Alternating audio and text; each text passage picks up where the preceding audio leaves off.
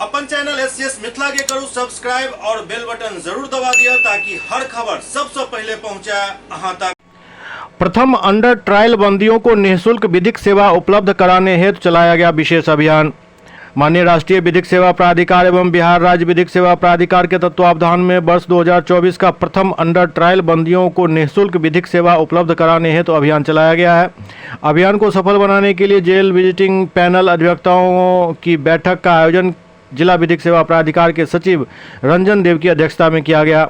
बैठक में सचिव रंजन देव ने पैनल अधिवक्ताओं को नालसा द्वारा चलाए जा रहे विचाराधीन बंदियों से संबंधित अभियान की विस्तृत जानकारी दी।